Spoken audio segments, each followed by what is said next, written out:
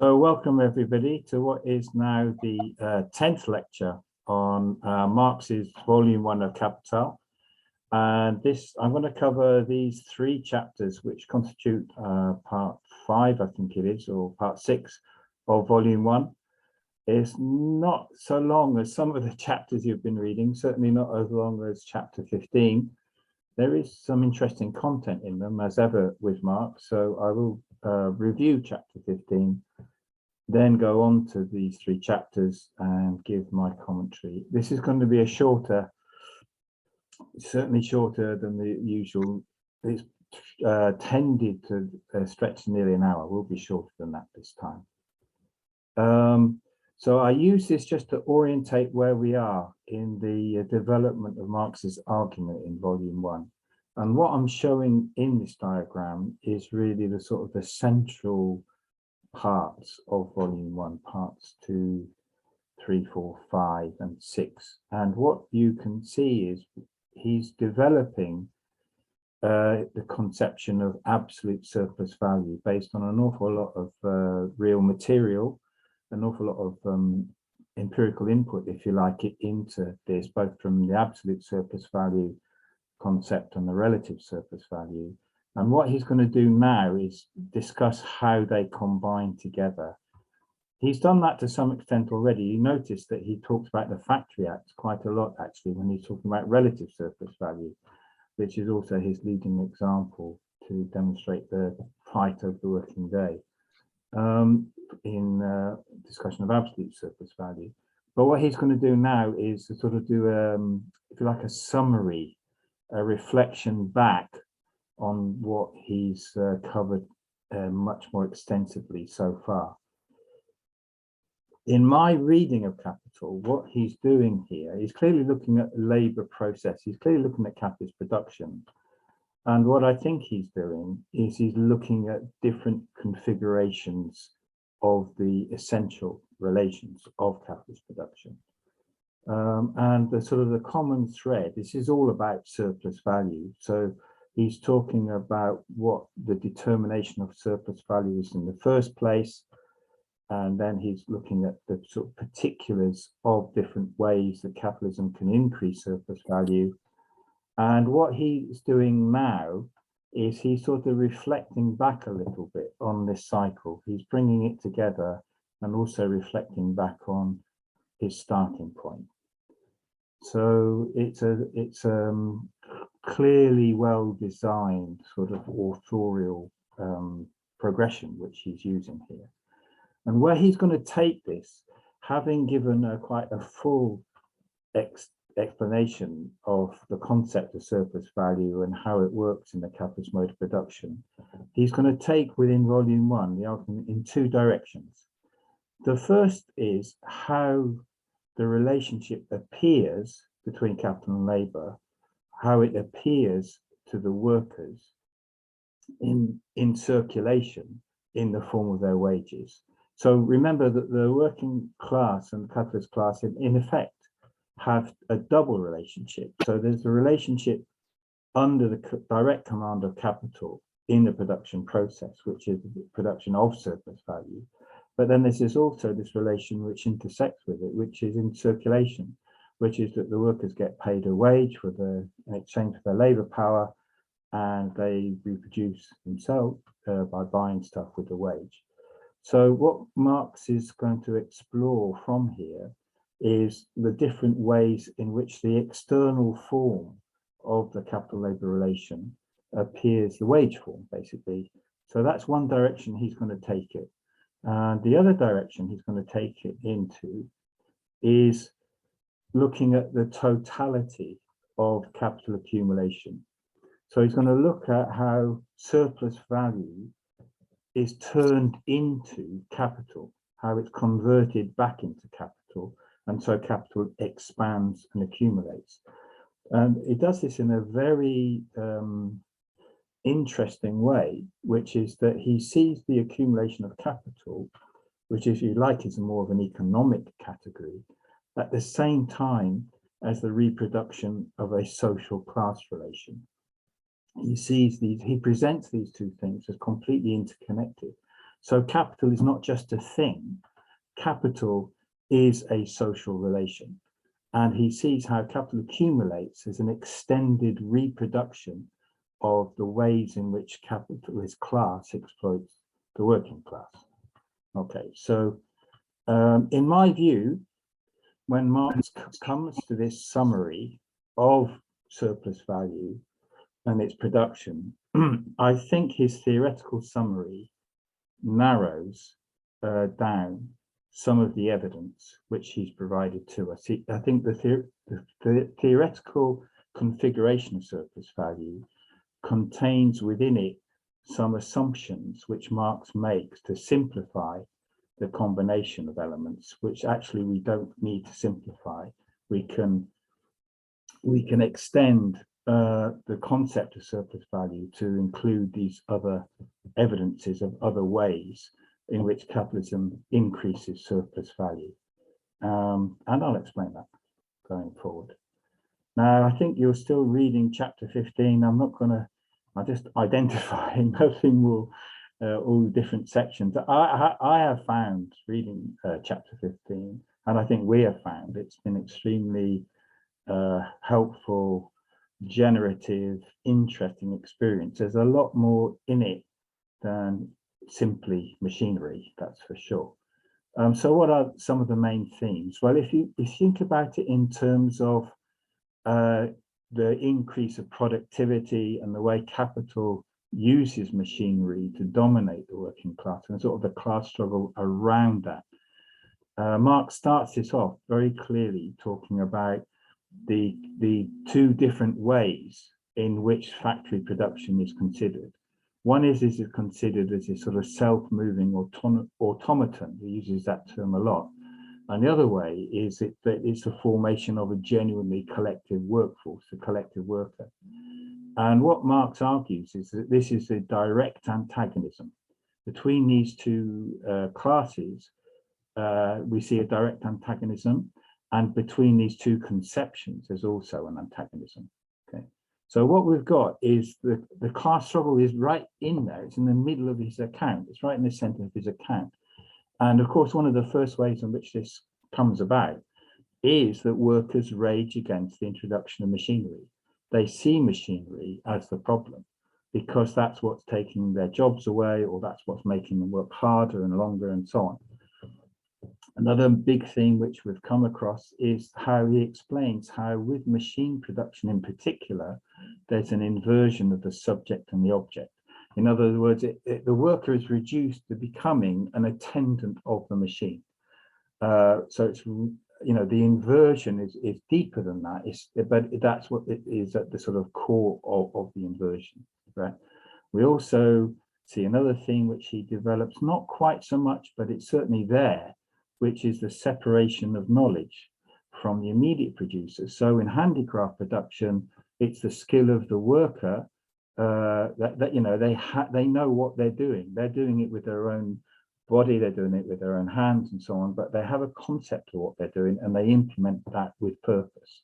Now, what happens with the introduction of capitalist machinery more and more is that the knowledge about how the production process is going to go, how it's designed, how the tools work together and so on, all of that is taken away from the immediate producer, and it's captured in different ways and in different forms by the capitalist class, and if you like, the functionaries in a sense of the capitalist class. Okay, and another big point which we've become very well aware of is Marx explains quite fully how work is deprived of all content. He has got quite a few things to say about how skills are reorganized in factory production. He talks about what we saw in chapter 10, which is the introduction of machinery can well lead to an extension of the working day.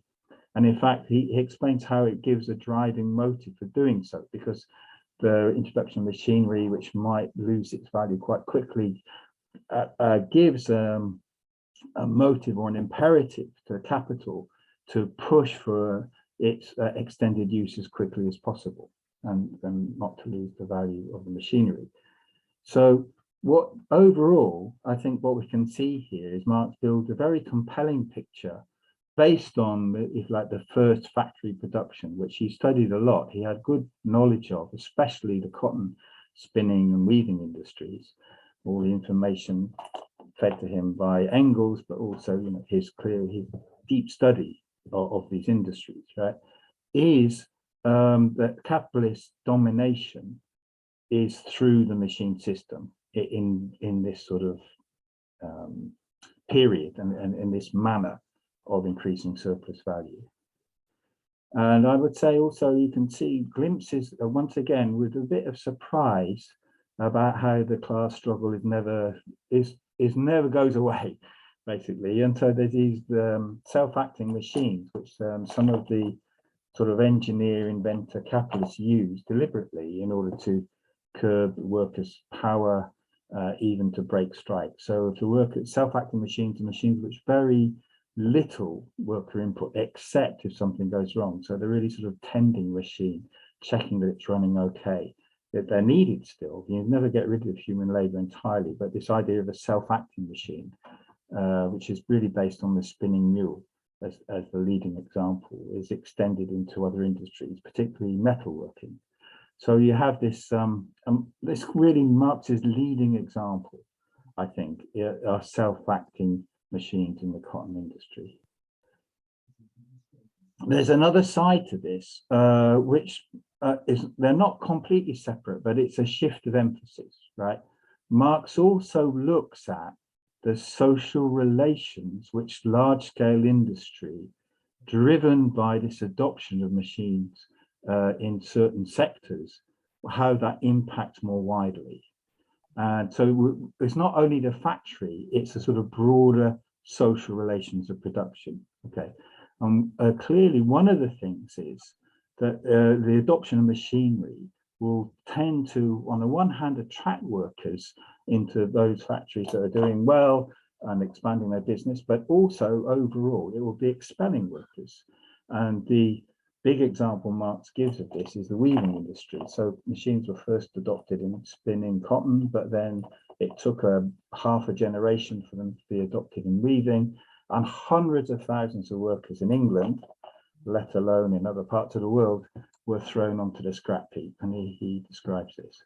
So one of the sort of larger social effects, Marx doesn't actually use this terminology, which is quite a modern terminology, but he certainly has an idea which is very similar about the adoption of machine production in one sector and its sort of knock-on effects on workers and production in other related sectors. And so, as well as weavers, in the latter part of this chapter 15, he has quite a lot to say about the domestic industry of garment workers. And this is actually, he sees these as effectively external departments of the factories. And again, this is slightly surprising if you think he's just going to be writing about the factory. He doesn't. He's got this broader analysis of how the factory production affects all related social relations of production and different types of labor process here. And of course, again, this has a very sort of modern and contemporary feel to it. The other aspect of the production chain, which he gives some attention to, but I would overall say less, is the supply of raw materials into these expanded production factories, and of course the production of the machines that make the machines. And what we saw, and gave some evidence from Marx to this effect, is that in fact the supply of raw materials affects an awful lot more people, orders of magnitude more, than the supply of the machines. So, and it's also a whole issue about where these raw materials are coming from, particularly from countries like India, like Latin America, like the Caribbean, and so on. Okay, so what parts of the world, the colonized parts of the world, begin to feature quite widely and bigly, if that's a word, in terms of supply of raw materials. And the other thing he touches in terms of production chain is whether or not capitalism adopts and applies machinery in agriculture. So I'm just going over some of his big themes, which I mean, you don't really need reminding of. It's slightly for completeness I'm doing this, but Another nice thing in this chapter is he does prompt some questions about socialism. And in particular, he writes very interestingly about the narrowness of education within the capitalist system. In other words, it's geared towards preparing workers for their role as exploited beings. And this is in and of itself, and a sort of an argument for socialism, that education should be something better than this. It should be for more all-rounded, more fully socialized, if you like, but in a broader sense, a cultural sense, a more developed human being. And so he's very clear about, as this is a ground for critique of the capitalist system as such. And another major thing, which is sort of linked to what I just said about raw materials, he begins to chart some of the consequences of the rapid expansion of production in England in the middle of the 19th century, what is known often as the informal empire, free trade period after 1846. And he begins to posit the idea of an international division of labor, which is driven by industry, large-scale industry, factories and so on, rather than by trade. And he has written about this elsewhere, I think actually in the Communist Manifesto. So that he sees a sort of an inversion of where the lever is coming from. So he is very well aware that in the 18th century, the sort of mercantile colonial system provided a stimulus for manufacture in England. But by this sort of 100 years later, middle of the 19th century, he sees the rapid expansion of production driven by capitalist industry as pushing forward for the opening up of new markets, the domination of the expansion of cheap commodities, a workshop of the world type idea. And he finally, I mean, these are quite integrated. Well, I say they're not theoretically fully integrated, but they're put alongside each other. They're integrated in terms of an account. He also writes about the cotton industry, again, it's his leading example, and he uses that to explain what's happened with this sort of more or less 10-year cycle of 3 booms and busts between the 1840s and the 1860s. Right. The thing that I keep coming back to is that there's lots of cases where within this account, he gives evidence where capitalism pushes wages below the value of labor power. Or to put it another way, that workers are remunerated at less than the value of their labor power. Slightly different, but similar cases. And I put stars around the ones I think, well, this might apply, actually, or does apply in Marx's sort of slightly more descriptive, focused account of what's been going on in this period. So you can see it actually happens quite a lot. It's a sort of a general feature. Okay, now what I want to say is what I think unites both what's going on in the factory, in the immediate process of production, and what's going on more widely in the social class relations, and if you like, the social division of labor, is that Marx shows that this is a living contradiction. This is the drive to use different methods of production, to invest in machinery, are not sort of enlightened goods that come free from the sort of the efficient minded capitalist. They're all part of the drive. They're features of the drive to increase surplus value. And the drive to increase surplus value is focused at the level of the individual capital, of the individual capitalist. And so by enhancing the productive power of the workforce within a given capital, that capital will manage to get an advantage, increase the surplus value that's produced by its workers, and in that way also gain a competitive advantage and get more market share and so on. Okay, so what Marx is explaining is that the tendency to increase productivity under capitalist conditions of production is full of contradictions and many negative consequences for the working class, even as their productive power is being increased. So obviously enough, one of the cases is that workers will be expelled from production. There'll be fewer workers in the sector of production. Another is very often the lower wages can prevent machinery being adopted. I haven't said that very clearly. I've made this point before, so it's familiar to you, right?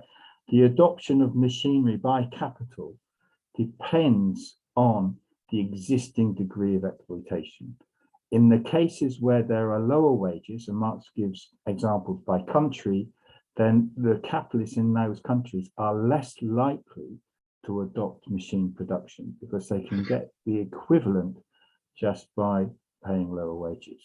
It's not an absolute, this is a sort of a moving relational type issue, but it's there. Okay.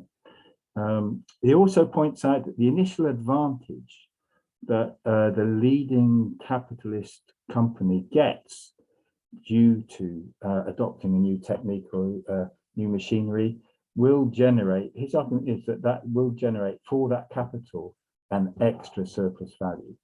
But because of the price competition, other capitals have to either adopt it or they'll go bust. Or thirdly, they could just increase the exploitation of their workforce. Okay. Now, this does not go away. It's not like a static picture here. This is a continuing, ever-repeating dynamic inherent in the capital relation with labor. Okay. It is the way in which the capitalist mode of production reduces the socially necessary labor time. What's the pivot of it is that each individual capital is seeking to create for itself more favorable conditions to expand its surplus value, to increase its profits through these mechanisms. So Marx sees this as an inherent tendency of capitalism to, and he does use the term revolutionize the forces and relations of production. But once again, this is not purely a mechanical thing about objects and technology. At the very same time as he makes this point about revolutionizing forces of production, he's also saying that this is a contradictory process with constant attraction and repulsion of workers. It's you know, the two go hand in hand. Okay. So the competition is the outer expression of capital's inner drive. There's this thing about essence and appearance which keeps coming, we keep coming back to in Marx's conceptualization of how capitalist mode of production works. So the competition, it appears to be the driver, but it itself is a reflection of the inherent capitalist relation. Okay. The overall effect is that capital increasingly invests more and more of its capital outlay in constant capital, in the machinery and in the raw materials. It's often forgotten that as productivity increases, so the amount of capital for the raw materials must increase more or less proportionately. Okay, so as the productivity of labor increases, a greater and greater proportion of the capital outlay goes towards constant capital, and a lesser proportion is spent on living labor power as variable capital, which purchases labor power. And yet it is the living labor which is the source of new value. So the tendencies which Marx is beginning to give us the germs of what develops into really, really, really important systemic contradictions for Marx is that this drive to increase relative surplus value unleashes a double tendency. One is that the capital composition will tend to rise, i.e. constant in relation to variable capital, but at the same time, there'll be a systemic tendency for the rate of profit to fall. And that he sees as sort of like being the primary tendency, despite counteracting tendencies, which we come on to, right? So Marx is planting the seed here of an overall argument, which is the system, the capitalist system, mode of production must go into crisis. It will inevitably always go into crisis, right? And he also will argue that resolving the crisis for the working class can only mean reaction. The crisis can only be solved at the expense of the working class, because you can't just keep increasing productivity. It's a certain point. The only way that capital can increase the rate of profit and the rate of surplus value is through a direct attack on the working class as a whole. And so what he's laying the basis for, bit by bit, very patiently, but it's sort of implicit and comes through in glimpses, right, is that these contradictions cannot be resolved within the system. They can only be resolved by breaking the capital-labor relation. In other words, they can only be resolved by overthrowing the system, which is a completely different meaning to the concept revolution, the social revolution, rather than sort of a technical process. Right, so let us now come to these chapters. Chapter 16, there's a slight mistake in the text, I think, actually. It's developing from chapter 7, not chapter 5. And basically, you remember in chapter 7, there are two sections to it. One is about labor process as it's constituted, its necessary elements in any society one can imagine. There's always going to be instruments of labor, there's always going to be a purpose, there's always going to be materials. I mean, in any combination, those things have to be present. And he contrasts that sort of rather generalized view of what a labor process comprises with what it's like as a capitalist labor process. And so he revisits, he's reflecting on his starting point here in terms of defining, in the first instance, in a fairly abstract way, but nonetheless determining what surplus value is, right? And he does say we're going to move, we do move from a sort of an individual concept to what a labor process is, to a much, the unit of analysis shifts becoming social. And then it shifts again to becoming capitalist. So the cooperation he looks at is capitalist cooperation, right? And again, this he's just sort of reinforcing certain themes which we've already reminded ourselves of, right?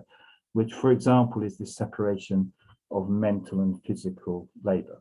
And he sees this becoming a hostile antagonism, which I think I misspelled there. Okay, an interesting point is, what is the productive worker? Well, in the initial rather generic idea of labor process, a productive worker is somebody who produces things, produces products. Okay, now it's different under capitalism. This is really Marx's point, right? For a worker to be employed as a productive worker under capitalist terms, it's not enough that they produce stuff. It's not enough even that they produce stuff which has value, right? They must produce surplus value. So this is a positing of what is the most essential point in capitalist relation to production, is there must be the production of surplus value. Okay, so what this does is it makes it a much more narrow and historically specific type of social relation. It's not just that use values get produced, not even that value gets produced, right? It is that the worker has to be capital's direct means of valorization. In other words, has to produce surplus value. There is in this chapter a discussion of absolute and relative surplus value. And Marx starts off with the idea of a sort of a sequence. We have a foundation based on absolute surplus value, which he says is the starting point. And then he moves from there to the concept of relative surplus value. Okay, and he basically says with absolute surplus value, there's only formal subsumption. But with relative surplus value, there's real subsumption. What he means is that with this whole machine production, with a detailed attention to the division of labor, with the breaking up of old roles and job functions and their redesign, with the separation of the worker's knowledge, and it's a co-option and sort of reformulation in terms of the sciences and mechanics and chemistry and so on. What he's getting at is that capital really gets hold and sticks its fingers in depth into the control of the worker, control of the labor process, okay, from formal to real subsumption. The hybrid forms he mentions are two.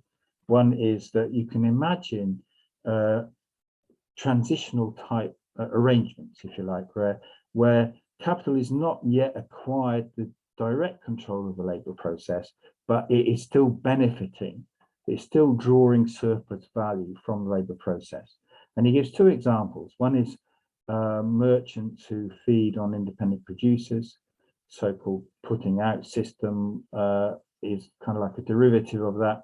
And then what I've already mentioned, modern domestic industry. And he gives a lot of examples of garment industry in chapter 15 of this, where you have a sort of a subcontracting form. So Marx, again, is quite aware of this form in his time. I think this could be extended. I think the general idea, one can find many more examples if you include the colonial capitalist forms of exploitation as well. Particularly, I would say plantations. And I'm not quite sure if hybrid quite works. They're just like different. Because if you think of a plantation, the subsumption is very real. It's very close control, very closely designed sort of internal geography of a plantation, so on and so forth. So anyway, there are different forms in which capital subsumes labor.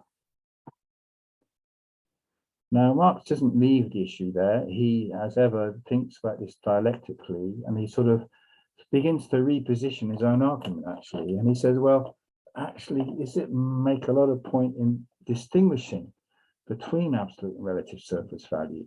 From another perspective, you can't really separate them at all, because if you've got absolute surplus value, you have to be, the working day has to be prolonged beyond a certain point for there to be relative surplus value at all. In other words, if the labor time necessary fills up the whole working day, then there's no question of a division of the, a relative decrease against the surplus labor time, necessary labor time against surplus labor time. And he also spins it the other way around again, right? Which is that absolute surplus value is itself relative, because it requires a development of the productivity of labor to a certain point, which means that there will be less necessary labor time than the entire working day. So he's well aware of this sort of not to get too hung up on the terminology or the distinguishing out of these. They are both related to surplus value, right? And they are both, but where it matters, and now Marx swings around again, he swings the onus of his argument back again. He says where it does matter is which method is going to be used to increase the rate of surplus value. Okay, so he says once the capitalist mode of production has become the established and universal mode of production, the difference between absolute and relative surplus value makes itself felt whenever there is a question of raising the rate of surplus value. Assuming that labor power is paid for at its value, big assumption, we are confronted with this alternative. On the one hand, if the productivity of labor and its normal degree of intensity is given, the rate of surplus value can be raised only by prolonging the working day in absolute terms. Flips it. On the other hand, if the length of the working day is given, and if wages are not to fall below the value of labor power, This presupposes a change in either the productivity or the intensity of labor. Okay, so these are alternative methods of increasing surplus value, both within the assumption that labor power is paid for at its value.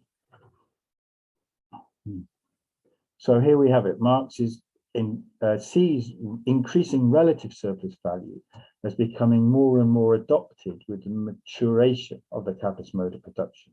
And this sort of idea of continually revolutionizing the means of production to improve labor productivity becomes the leading method.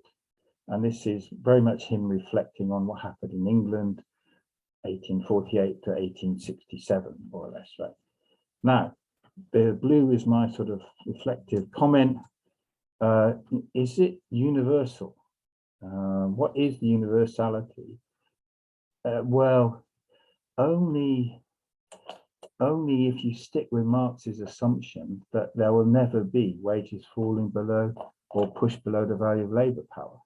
So what Marx in effect does by making this assumption is he's able to deal with three variables at once, basically, and he'll hold one or two of them steady and move the other one. But if you look at, say, in particular, Marini's work, right, what for Marx are three variables or three dimensions of surplus value that can vary, Marini says, no, there are four. We can see in my part of the world, in Latin America, where the remuneration of workers is less. We are talking about a labor power which is seen as having less value, and so there are four variables. We can't stick with Marx's assumption and explain the reality of the working class, how it relates to the world capitalist system in particular, but the working class in Latin America. So that's, if you like, the beginnings of a critical extension of these three variables that Marx gives the most attention to. Now, what he also does here is extremely interesting and extremely suggestive of what he will develop much more systematically later on in volume 3. But this slightly comes in from the side. It doesn't exactly fit with the rest of his argument, but it's nonetheless extremely important, right? And again, one can feel the sort of the contemporary significance of it, right? And that is the question of nature and the role that it plays in the capitalist system in terms of developing productivity. Okay, and Marx is very clear that nature is a sort of wealth. He's very clear that any mode of production, but we'll take capitalism, that's what we're most interested in for now, will draw use from nature, will draw use values from nature and use them in its production processes. In that sense, it's a source of wealth, right?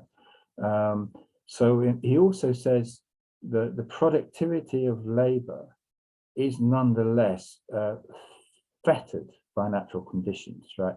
In the sense that you can only grow so much if the soil is bad. If you have better soil, then you can grow more means of subsistence, right? And he also sees this in terms of the instruments of labor, and he gives examples here of if there are waterfalls available, which can be used, they were used a lot in early capitalist production, or coal is available, if there are coal fields nearby. They are sort of sources of nature, but if they're available, then they can improve labor productivity, right? If they're not available, then you have less labor productivity. And what Marx comments here is an interesting thing you may want to discuss is, he says in the early period of human society, the first factor is more important, but as human economy and society develops, the instruments of labor and the availability from nature to help instruments of labor becomes the more important issue. Now, this is the next one, is the one that really matters, right? Marx speaks about here, writes about here, the differentiation in natural conditions. Okay. And what he's going to fill out in volume 3, but he's giving us a sort of like a very hint outline of, is that when there's differentiation in natural conditions, that will affect how much labor it takes to produce anything. that will also in turn affect the surplus labor which is produced available under capitalist terms, right? So if you have very fertile soil in one place and not so fertile soil in other places, the workers on the fertile soil put to production by the capitalists will produce not only more use values, they will produce more value than the workers in the other case, right? And this is a bit like the innovating capitalists and their competitors, but in this case, it's not a passing phase. Well, it probably isn't, in the sense that the fertility of the soil doesn't change that quickly. So there's going to be an advantage, and the advantage will be captured by whoever has access to and or owns that soil. Okay. So what you have is the differentiation of natural conditions becomes, under capitalist terms, the possibility of surplus labor arising from it. Okay, or greater or lesser amounts of surplus labor. For a given expenditure of labor, there will be less necessary labor time because more stuff is produced more quickly. Okay, and he sees this as potentially being a country variable. And so this is a very important point that Marx is making, but he doesn't sort of develop it further here. You have to be very patient and wait to volume 3. So I'm giving you a pointer to this in the work of Marx. He also talks about development of productive forces. And what he basically says is that capital is a fetish. And basically it claims, right, what are really the use values coming from nature or indeed from machinery, right? But they're seen as being effect of capital, whereas actually what they are is capital's appropriation of these benefits, if you like, to its own ends.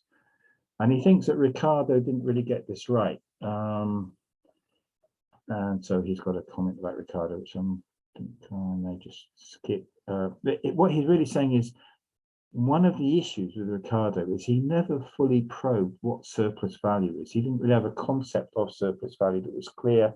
And he didn't, we're talking about the main body of volume 1.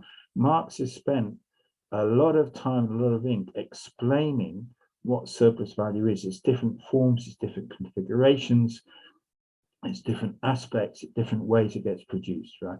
So he does see this as a major advance on Ricardo, who doesn't have a concept of surplus value really at all. Although Ricardo, like anybody who's sympathetic to the capitalist system, did celebrate the way in which capitalism increases the productivity of labor. And so Ricardo has a sense that this is definitely a way of making profits increase, but he doesn't really explain the dynamics that are involved. And in particular, he doesn't, because he doesn't have a concept which distinguishes the rate of surplus value from the rate of profit. It's just mixed up with his account. Okay. And Marx gives a reason for this, which is not a purely intellectual one. It's all, the reason is it's a class standpoint. It's actually very dangerous from a capitalist point of view to penetrate too deeply into the burning question of the origin of surplus value. Now, I'm going to even emphasize this phrase even more, the origin of surplus value. Surplus value is actually money. The origin of surplus value is surplus labor. Okay, Marx is going to tell us a bit more about that. Okay, so once again, Marx is giving us his basic position at the beginning of chapter 17. He basically tells us that the value of labor power is determined by the value of the means of subsistence of the average worker. He doesn't look at either the cost of developing labor power or different sorts of labor. And so once again, he assumes that commodities are sold at their value, labor power is sold at its value, okay? And so we've got these three circumstances, and on these assumptions of variation of length of working day, intensity of labor, productivity of labor, is what Marx looks at in this chapter. He looks at the first variable, which is the productivity of labor, more extensively than the other two. Again, he's making assumptions, and then within that, he just looks at the productivity changing and see what effect that has. And basically, it will have an effect, which can have an effect of increasing surplus value for society as a whole. He gives us a worked example, okay? Now, when the productivity of labor increases, it's not necessarily the case that wages will fall.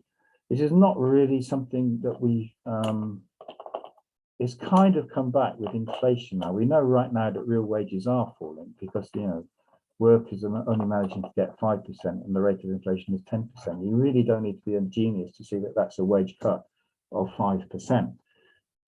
In Marx's time, the inflation wasn't so much an issue, but he did discuss the idea that as productivity of labor increased in those sectors which are producing commodities that workers consume, then the value of labor power will go down. Now, it could be that all of the productivity increase is claimed by capital, in which case the workers won't actually see any difference in the commodities that they're consuming. But it also could be the case that they, through struggle, they do capture back some of the increased value that they are, some of the increased use values that they are producing, in which case they will need a higher wage. And so this is a terrain of class struggle for Marx between these two cases, right? So it is possible, given increase in productivity of labor, for the price of labor to fall, and for this fall to be accompanied by a growth in the mass of the workers' means of subsistence. Okay, that is, he explains how that can be, basically. And once again, he says he has explained this because he's unlocked a distinction which Ricardo missed, right? Which is this distinction between the rate of surplus value and the rate of profit. And typically, Marx gives us figures which present the rate of surplus value as being about 100% and the rate of profit typically about 20%. The surplus value in these two cases is the same, but this is variable capital, this is total capital. Right. These other examples are interesting. Nothing that he writes in Capital is without interest. He doesn't go into them in so much detail. And clearly, you can get each of the variables changing, working day being longer or intensity of labor being longer. And then he looks at a couple of cases where you can get all the things changing at once. So he's, you know, very methodically looking at these three variables separately and in their combination. So I think that Marx has very much got these fundamentals right. He's explaining time and time again that the drive to appropriate surplus value is a central drive of the capitalist mode of production. He's also hasn't got a fixed surplus value, right? These can move. What surplus values amount and rate will move, and also the particulars aren't fixed. There are different dimensions to surplus value. Okay, so there's a sort of an essentiality to it, but there's also different configurations within that broad idea. And clearly he thinks that you can't get rid of this problem without overthrowing the capitalist mode of production. Now, again, I think that Marx's development of this basic theory is best used through a critical development. And so this is the grave of Marx here in London, in Highgate, and this is the grave of Claudia Jones. And there's a little kind of a joke. She's to the left of Karl Marx. And she develops the idea, which comes from African-American communists, or the idea of superexploitation as it applies to African-American working class women. And of course, then there's Marini, and Marini does also critically extend Marx. And what's the nature of that critical extension? Well, it is this issue of labor power being remunerated a lower value or a price less than its value. Okay. And you can see time and time again, I'll just note one example which we've come across as we go through, that certain categories of workers are paid less. And Marx says this raises the degree of their exploitation, right? So you can either say that these workers are producing less value or that they're exploited more, okay? I think I term this, for now anyway, relational surplus value. You can't reduce it to absolute or relative surplus value. And I've already sort of advertised this. Marx himself was very clear that capitalism can increase surplus value from adopting more favorable conditions for particular capitals, if those capitals have access either to more favorable conditions encountered in nature, and this is the generation of extra surplus value, which becomes differential rent in Marx's terminology, and or more favorable condition of the workforce. If the workforce does have greater skill or the more appropriate skill to the configuration that capitalism has adopted at that time, that can increase the value produced and the surplus value consequently. And Marx gives us sort of a few examples of that as he's going through. You might want to, but he also gives a few examples, by the way, of this point about nature in chapter 15. Okay, the last chapter, and we're quite short on this one. This is quite familiar to us, Marx's concept of the rate of surplus value. It's the surplus value over the value of labour power. It's also the surplus labour time over the necessary labour time. And this is both an economic and a social category for Marx. Okay. Now, what Marx is doing here is reminding us that the source is surplus labour, or the substance, if you like, is surplus labour. Okay. And his analysis emphasizes the class standpoint. And this comes out of, he contrasts this with the way political economy, which does have a labour theory of value. The point that political economy reached before Marx was that it would express the relationship differently and put the surplus value over the total product value rather than the value of labour power. And then it comes out with, numerically, it's a lower rate of exploitation, but more importantly, this way of expressing the relationship of rate of surplus value does not allow the real source of the surplus value to come out clearly, which is the fact that there's a labour power is producing the value and the surplus value. So this hides the capital labour relation and just treats them as both contributing to the total product. And then he has one other formulation which brings in, it's the same as his first one, he just brings in unpaid labour and paid labour. Okay. And again, he distinguishes this from Adam Smith, one of the great exponents of political economy. And what he says is that the thing about capital is it's not just command over labour, it's command over unpaid labour. Okay, so time and time again, he's beginning to emphasize it's not just about value, it's about surplus value. It's not just about labour, it's about unpaid labour. Okay. He sort of, he really does sort of repeat and emphasize this point. All right, we're very close to the end. And I see I have not actually fulfilled what I said I would do. There's a shifting locus in Marx's discussion, okay?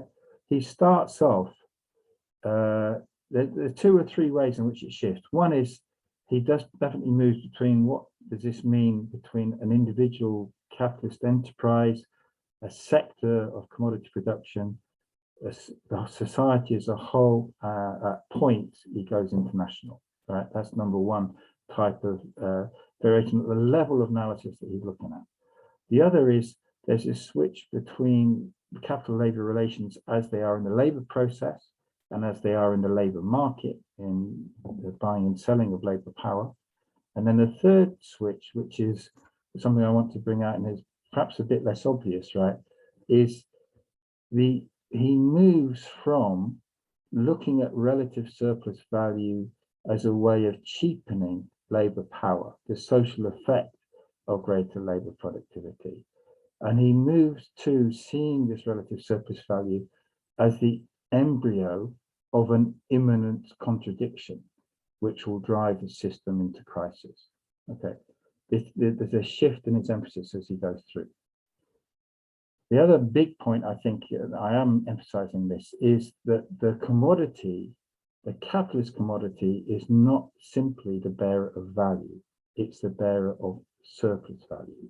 Okay, and so in the account, Marx is switching, he's gone into a second cycle of what the commodity is. And at this point in the cycle, he's looking at the production of the commodity and the production of surplus value. And that's a distinct cycle. It follows on from, but is different to simple commodity production. So what he's going to come to actually, or what he's giving us, is a labor theory of surplus value. And this will become a labor theory of profit and its different forms. Okay, so we're going to go to wages and capital as a social totality. I've already mentioned this right at the beginning.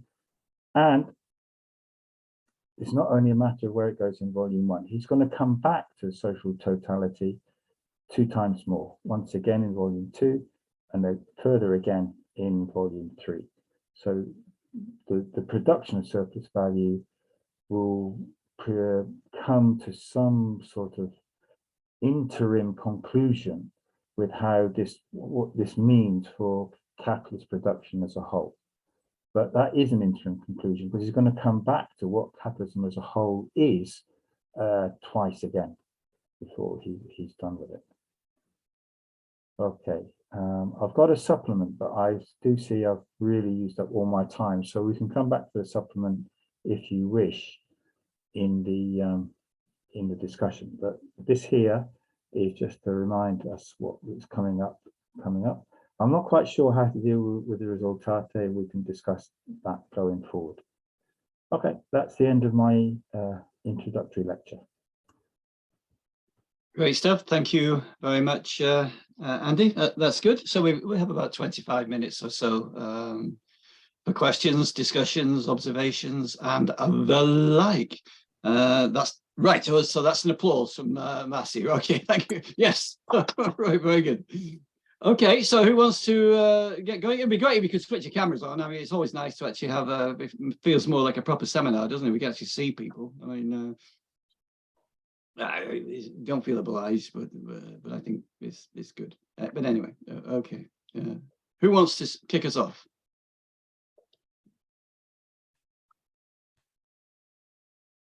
Did I see Walter, or was that just an adjustment?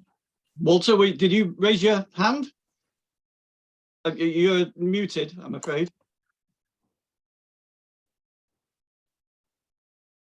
I was just adjusting my lamp. But since you ask, I do have a question that more or less came up in your talk. Mm-hmm. You refer to the intensity of labor along with the lengthening of the working day and then advancing productivity. Does intensity of labor count as raising absolute surplus value or relative surplus value? I believe, as I remember, this was a much disputed question at one point. The answer is neither and both. I mean, it is its own can combine with either. I mean, the interesting point is when you can consider it as either as well, right? Because you can look at the absolute surplus value, 12 hours condensed to 10. The worker does as much work in 10 hours as they would have done in 12. In that sense, it's very similar to absolute surplus value. But it's also can be combined with relative surplus value without a doubt. I mean, and Marx says, actually, he says what's similar to relative surplus value is that more commodities get produced in a given amount of time. Yeah. So he does see it as similar to relative surplus value, because if you like, the productivity in capitalist terms has been increased of the workforce, right? In a given amount of time, they're producing more commodities. But in this chapter, he does distinguish then between that. He says with rising productive power, of the workforce, each commodity has less value. Of course it does, but with intensity, although the volume is increased, the value of each article does not decrease, right? Because he's basically saying you're burning up labor power. So, 5 shillings, to use these sort of numbers, of labor power is not exhausted in 12 hours, it's exhausted in 10 hours, right? But, or even more, you have to pay back the worker for the exhaustion of their labor power if you're a capitalist, right? So he basically said the value per item does not reduce with intensity. Okay, is that okay, Walter? Do you want to come back, or you're happy with that? You're okay, right? Giovanni, you have your hand up. Hi, thank you, Andy, for this great summary and comments on the chapters. I have 2 questions. One, I mean, the source of the question is always the same. Is about this, like you put the individual competition in a sector that, on one end, could be productive of a new level of wages, right? Because the productivity decrease the objective value of some products in the basket that are therefore changing objectively the value of labor power. So I thought that because of that, as far as Marx, like you emphasize, put the fundamental axiom that the value of labor, the labor is sold at its value, and of course the issue is that not even in the south of the world, but everywhere today, I think labor is sold less than its value because the wages are getting constantly lower. So, but in this, with this assumption, no, that the labor power is sold at its value, I think it can only happen that the wages get lower. If we don't speak about inflation, money, the basket is made of products that have less value. That means that the wages are lower. So why there is this option that is possible that, like you say, that the workers can capture back some of the increased, decreased. I mean, I don't really get it. If the assumption is wages are getting lower because labor power equal wages equals less value of the products, there cannot be this option that the worker are able to capture, no? So how can it happen? I mean, so this is the first question. And also the second, much shorter, about, you say that there is an appearance, and the appearance is that competition, okay, I don't find it, but I try to remember. You say that the competition is the driver, right? The individual competition of the innovative capitalist. This is appearance. Because the essence or the reality, the deeper reality, is that it's the structure of social relation of capital that is pushing a competition in a way. So I wonder if this is not just a question of a philosophical perspective. I mean, both are necessary factors, right? Even Marx, I mean, do you think, this is the question. Do you think it's more a philosophical perspective, or it's really the essence of the theory, the Marxian theory, that you cannot accept that the capitalist, it's a kind of, I always come back to this question. How is possible from the Marxian system to deduce logically that the capitalist innovation is not a driver, but is a consequence? Because if there is no Elon Musk, there is no Tesla, there is no, I mean, that's my point. Thank you. Sorry for the too long question. So that's 2 very brief questions for you there. Yeah, they are short from my point of view. Well, on the second one, I think we're going to be in agreement. I mean, I do stress the dialectic of appearance and essence because I think it's a very good way of understanding how Marx rework sort of Hegelian concepts, right? But I mean, for Marx, the appearance is necessary. You're quite right about that. And you can say in that sense, it's as essential as essence, right? Yes. It's to make the distinction without separating them, right? So they both occur and they're both necessary, but they are distinct moments, if you like, of capitalist production and circulation, right? It's how does capitalist production and circulation work in practice? And this is one example of it, okay? And in that sense, he's anticipating a lot of what he's going to say in volume 3, because actually, this is why I don't agree with those who say Marx has got one level of abstraction in Capital and we have to apply it to concrete circumstances. He's got many levels of abstraction in Capital. And in this case, he moves through 3 different levels, quite in and out, right? Including essence and appearance at different levels, okay? So he's very sophisticated in his control of this, I think. Right? He's very conscious of it as well, his control of the dialectical categories. Right? The second, your first point, I don't see a problem in the same way as you do, right? I mean, just read that when you come to it, or reread, I'm sure, that bit. He's got 3 shillings and 4 shillings, right? And so he says, you know, if you increase the productivity of labor producing foodstuffs, etc., right, the necessary labor time will go down from 8 hours to 6 hours. Okay. And so the workers, if they're paid for the value of their labor power, assuming that the value of money, exchange value doesn't change, right, they'll be paid 3 shillings rather than 4 shillings. Okay, that's a change. He's explained a change, right? However, the workers can resist this change because they'll see a wage cut. Of course. And well, that's what he's saying, of course, right? So he's saying, well, it might only end up 3 shillings, 3.5 shillings, right? In which case, both happen at the same time. Surplus value, rate of surplus value increases, and the workers consume more. That's his point.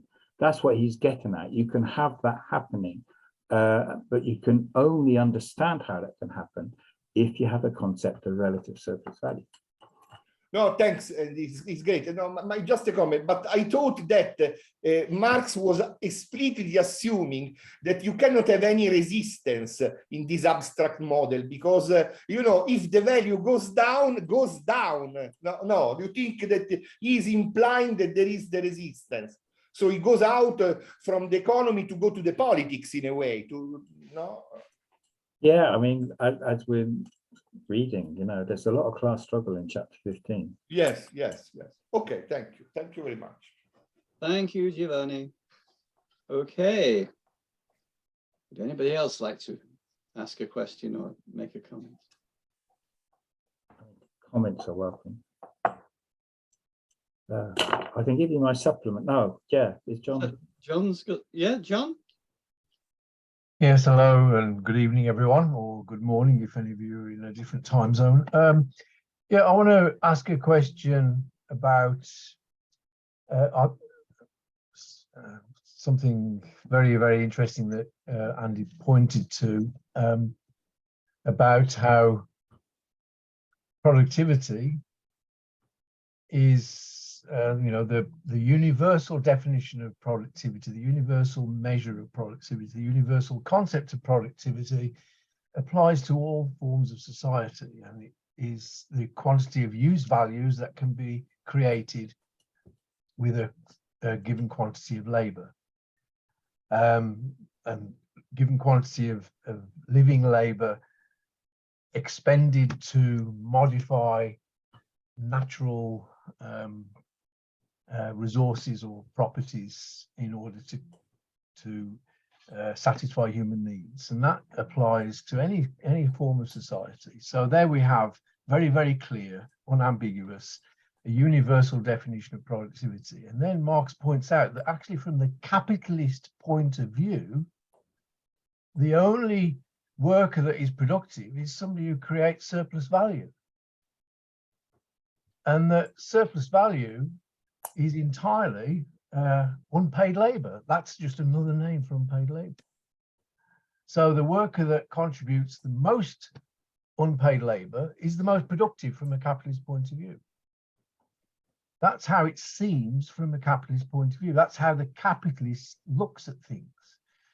I want to ask a question about whether that is, we have to critique this. This is the question of form and essence again, or appearance and essence, it seems to me. From the capitalist point of view, from the everyday point of view, just looking at the surface of things, it would seem that the most productive workers are the ones that generate the most surplus value. However, there is a big issue about this, because if we look at the worker in a factory, or working for a capitalist who has introduced a new innovation, a new machinery, a new procedure which allows that individual capital to produce more commodities with less living labor expended, then yes, from the standpoint of the universal definition of productivity, that worker is more productive than a worker who is working on less advanced machinery. However, Marx explains as well and emphasizes that the amount of surplus value generated in a given hour is independent of productivity. It's just simply the amount of surplus labor that is expended. So what I'm interested, the way I've sort of resolved this conundrum in my mind is to say that really what the capitalist is saying is that from the capitalist point of view, the most productive worker is the worker that allows him, the capitalist, to capture the biggest quantity of value. So in other words, if we look at the work, I'll try and bring my remarks to a quick end. If we look at the worker who's working in a factory which has got a major labor-saving innovation, that worker is more productive, but and is producing more commodities which contain more value, because each commodity contains the same amount of value. The amount of value that is contained in a commodity, we can say for shorthand, is determined by the average socially necessary labor time that is contained in it. So if one particular worker is producing 100 widgets in a day, whereas the average is only 50, then there will be not only more use values being produced by that worker, but also a greater quantity of value contained in those commodities. But in my view, the only way to really understand this is to see that, yes, that worker is producing more use values, but the value that these commodities contains is actually value that is generated by all of the workers in that sector, not just by the workers in that factory. And that the way that this can be, the possibility or even necessity of looking at things in this way, is to see that one thing that Marx has not introduced yet into his explanation of capitalist mode of production, is that there are workers who are many workers who are completely unproductive from the point of view of use value. Workers who only modify, I'm talking about workers in banking, in the retail sector, in advertising, in activities which are involved in distribution, not production. From the capitalist point of view, those workers that actually produce no value at all are maybe the most productive workers of all. So hedge fund trade, if you actually look at the capitalists try and rationalize wages by saying that wages reflect the actual value that is generated by those workers. And so the worker that is putting shirts made in Bangladesh on a shelf in a branch of Marks and Spencer's would appear to be very much more productive than the workers who actually make those t-shirts in Bangladesh. Okay. Yeah.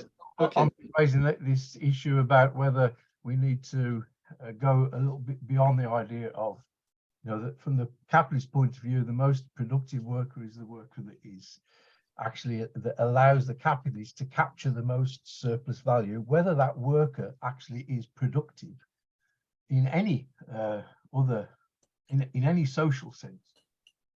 Okay, thank you for that, John. A comment, I think, but rather than a question. But Andy, do you have any thoughts? Yeah, I do. I mean, we've got to be really careful about the steps in Marx's argument, okay?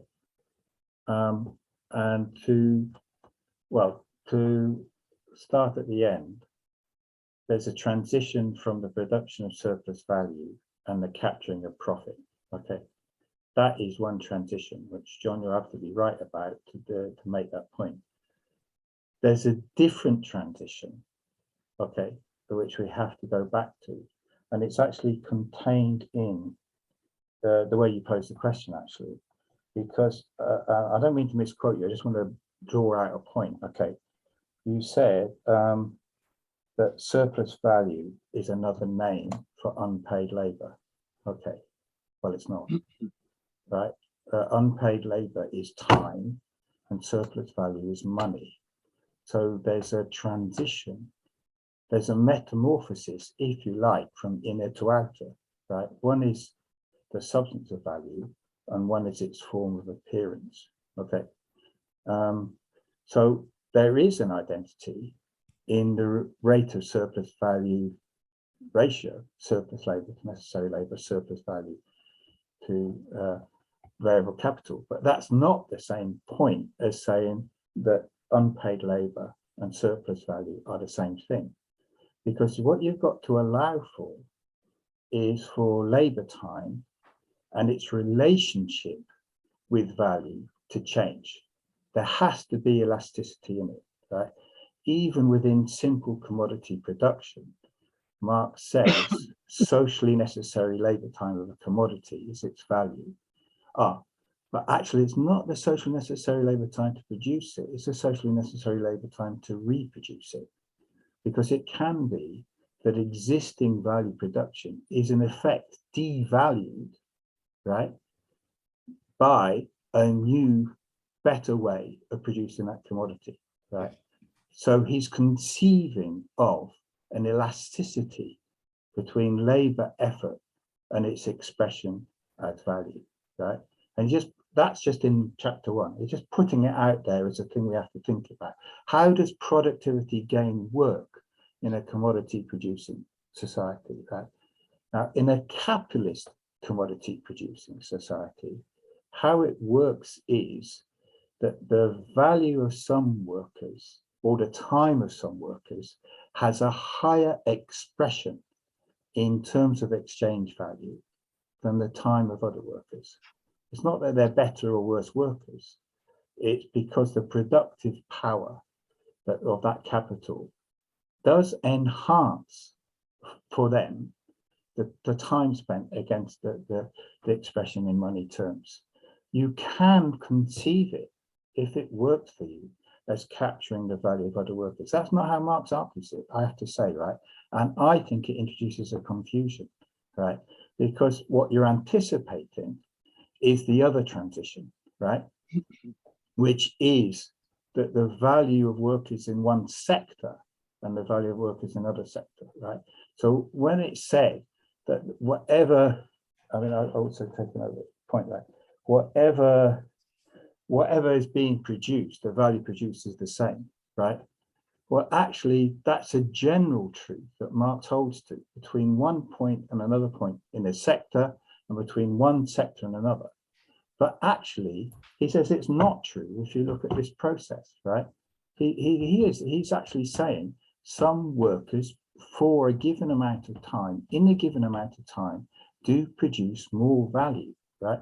And in a sense, how else is it going to happen that the socially necessary labor time is going to change? There has to be a discrepancy. The average doesn't work for this, right? We're going beyond the average, right? We're going between the discrepancy between individual value and social value. There has to be a difference, and there has to be a movement which changes the social value. Okay, so there's effectively like a modal determining individual value, which becomes a new social value, right? But in the meantime, those workers are producing per worker more value, and we're not getting into profit, right? There's a further issue about surplus value and profit, but even in the terms which Marx is giving us, he's explaining that the drive to increase surplus value, you know, the capitalist, the innovating capitalist gets an extra surplus value. And Marx's argument is he gets it from his own workers, right? Because they're more productive than the other workers, or not only of use values, but of value, right? That's what his argument is, right? And I think he's right. I don't think that you can, well, I can see where your point is coming from, and I actually agree with the point, but not as it applies here to capitals competing within a sector. Okay, thank you, Andy, and thank you for your comment, John. So we're running out of time. I've noticed that Judith has posted a question in the chat. Why is contradiction a problem? And Giovanni wants to ask a very brief question, don't you? No, it was Tony, it's just a short comment to John. Okay. Right. Because Andy has said a lot, so I will be very brief. I think that if I don't hear, I mean, if I hear correctly, there was a moment where John said, because one of the assumptions of Marx is that surplus value, the production of surplus value is independent of productivity. No, I don't think so. I mean, it's value that, apart from Andy comments that are correct, in some parts, Marx says that value is independent of productivity. Now, of course, surplus value is not independent of productivity, because the point is value is independent, wages are independent. That means value minus wages equal surplus value, right? But in many other cases, surplus values is dependent on productivity. Think about relative surplus value. I mean, without productivity increase, there is no increase or decrease of relative surplus value. So if I hear correctly that you say that surplus value is independent of productivity, I don't think so. Thanks. Okay, thank you for that, Giovanni. John, if you don't mind, don't reply because we are running out of time. Perhaps you could actually email each other or about that, surely. So, well, let's finish with Judith's question. Could you just very quickly comment on that, Andy? Well, why is contradiction a problem? I'm not sure why Judith thinks that you think that it might be, but anyway, go on. Yeah, you have to distinguish between the idea of contradiction and the idea of inconsistency. Okay, so for Marx, contradictions exist in reality in capitalist society, and the theoretical task is to reproduce them. So he consciously expresses contradiction, right? And there are different types of contradiction. I mean, a lot of Marxists say that capital, in fact, Lenin, I think, also says this, right? Capital starts with the contradiction between use value and exchange value, right? And then it's embryonic and it grows and grows and grows. I actually think, yeah, I would qualify that actually. I think there are different types of contradiction in the sense, right? There's a sort of a complete antagonism, right? And the essential contradiction in capitalist society is the complete antagonism between capital and labor, which is like an all-out contradiction, right? Now, some people think that's too crude, basically, and contradiction is much more something as a development in consciousness. Whereas I think what Marx is all the time trying to do is to say that contradiction exists in reality, and that the revolutionary approach is to explain and understand the movement of these contradictions. And indeed, the whole book, really, in my opinion, is about the movement of these contradictions to systemic crisis and the forms that it takes. So contradiction is a bad thing, and we want to get rid of it. But we have to realize that it does exist in capitalist social relations. Okay, thank you very much, Andy, and thank you for your question, Judith. Right, we have run out of time. So I think we should thank Andy for an excellent lecture in the usual manner. Yes, I didn't get to my supplement. I mean, Tony. Oh, you didn't? No. Well, you can't. You'll have to do it next time. Well, you can read. I've sent out the PPT. You're welcome to read it. It's about the issue of destruction of machinery today. The question of the so-called Luddites. And I think that the Mapuche in the south of Chile are class consciously destroying capitalist machinery as a necessary form of their class struggle. And so I draw your attention to it. Extremely interesting. Brilliant. Okay, thank you very much. Thank you everybody for attending and for your contributions. It was great. It was really good. Okay, switch it. Oh, I've got to stop recording, haven't I? Thanks, everyone.